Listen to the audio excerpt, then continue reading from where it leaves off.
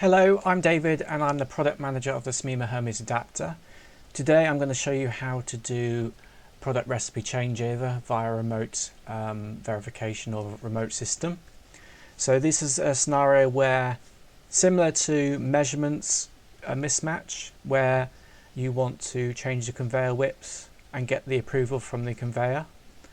This is a product recipe, so this is when the recipe changes and you want to get a remote system to say yes, I've changed, or yes, I approve that. It's very similar to the forecast mechanism within the Hermes standard, but this is where you've got a system that's not a machine on the line, and it has to be an external system. So I'm using Multiplug 81, and I'm using the Hermes extension 20, but actually I'm using a pre-release of 20.1. So the use case scenario is approval of remote system, or, as I said, changing of parameters within the line, and then an approval to say go. Also see videos about Hermes data validation in general and how you can do the validation within the machine rather than remotely.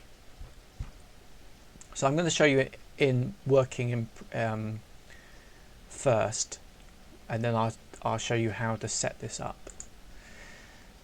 So the remote machine is going to be attacked via serial port, but it can be a socket, it can be HTTP, it can be any sort of other connection. It can be a MES connection, and if you are using a MES, please contact us. We will happily implement MES connections for mainstream suppliers.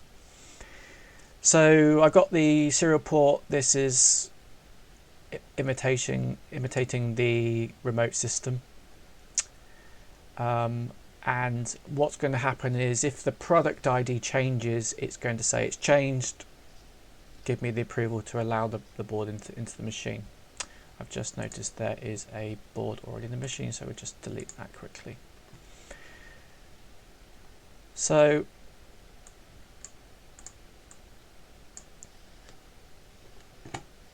the product type I'm going to set to 7. I'm going to put that into the machine. It's going to move in. Product recipe changeover alert appears. There's a manual option which you can change in the setting to say, a user can say, yeah, that's fine, go for it. Or in this situation, it's caused a multi-plug event. That multi-plug event has been piped down the serial port, and as we see at the bottom here, the serial port has echoed the new type.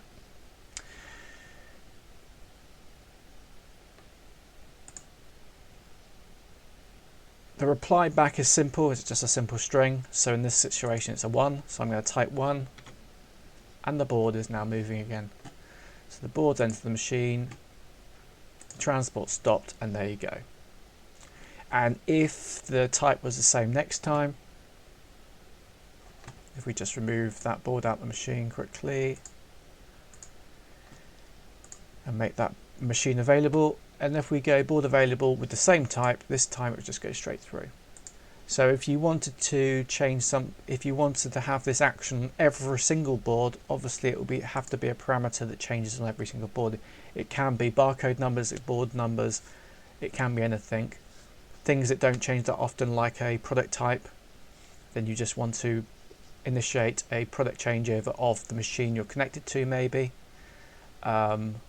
or a machine downline. So we'll just remove that out, and then I'll show you how it's set up. Okay, so the first thing we do is we create a virtual SMEMA machine ready. So if we go to SMEMA, you can see there's the physical SMEMA machine ready, which is just the hardware I/O. We also create a virtual one, and we set it as non-latching, which means that it will reset as soon as that product verification fails. It will latch off, and what it will do, it will wait for a ready value, which in this case is 1, and we can change that value to whatever we want. We can say it's OK or whatever.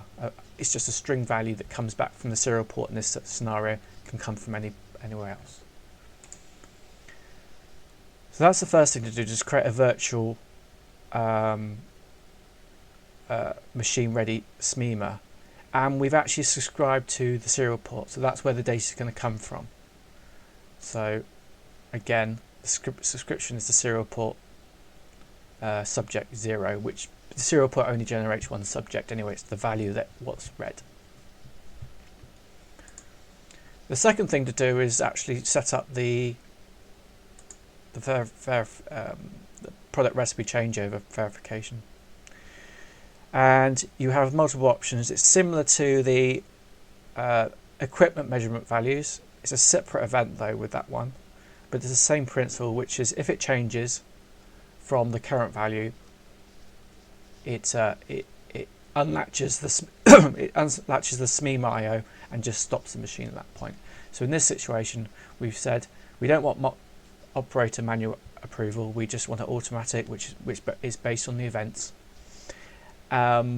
We want to set all machine ready values that aren't latching to off or 0, or however you want to describe it, not ready state. And then we set the values that we want to compare. So here we said product ID. Now the actual values, the current values of the equipment, will be in either setup, equipment, and down here. So you got the product recipe, which is the board ID, all that kind of barcode, product type ID is coming 7. Measurements is separately there, can be compared, and then the work order is also similar. You can also check or set these states from the main user area in this station. So if I wanted to change that to type 1, it's now set. So next time, if it's type 1, it will go through. If it's type anything else, it won't do. So that's the communication from outward to the serial port or any other data interface. So now we just want to set up the serial port. We've got 2 serial port connections at the moment. We've got the USB barcode reader, which is this one, and then we got the actual serial port that's found on the adapter. So if we go to that one, it should be already configured and enabled from default, but those are the values if they've been changed. And then we got a subscription to that event, and the event is product recipe mismatch, and we're actually passing in subject 6, and you can pass in how many subjects you want. So if you wanted the old value, you simply click, find the Hermes extension. I would do sort by group. I would go to lane 1, and there's the measurements one if you want measurement values. If you want product recipe, it's there. Sorry, I changed. Correct myself. It's measurement mismatch if you want measurements there. You got subjects, and then this is all the new and old values of the machine to date. So if you wanted to, for some reason, send both values, you can say, well, the current value of the type ID and the new value 7 and 6. I can go apply for that. There's also basic string manipulations here, so you can use a right separator. Maybe you want it for a comma, maybe you want a square bracket at the start and the end. So you have a basic level of options to change the string. There are other extensions that do transformations of strings of the values, so you can use those extensions to do more complex manipulation of the data. But serial port extension gives you that basic options. So if we set that to that, and if we go back to the serial port, and if we did it again, say, well, it's type 7 at the moment, so let's send the board in, and we see, voila, so we've got both values now. We've got the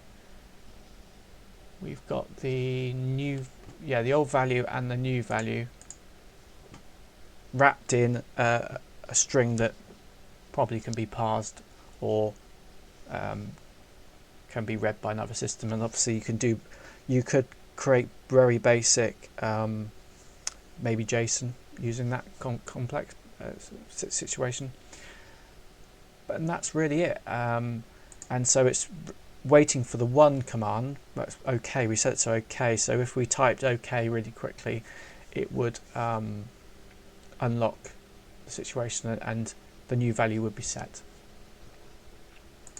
So that is product recipe changeover using an external source.